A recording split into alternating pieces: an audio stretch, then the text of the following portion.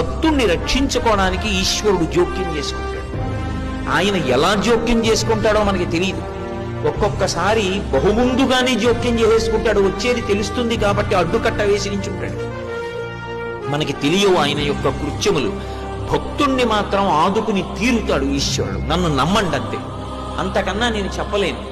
ఒక సమస్యని ఇచ్చే ముందు మనం సమస్య వచ్చాక ఆలోచిస్తాం. భగవంతుణ్ణి నమ్ముకున్న వాడి గురించి పరమేశ్వరుడు సమస్య ఇవ్వడానికి ముందు వాడికి పరిష్కారం ఎలా చూపించాలని ఆలోచిస్తాడు.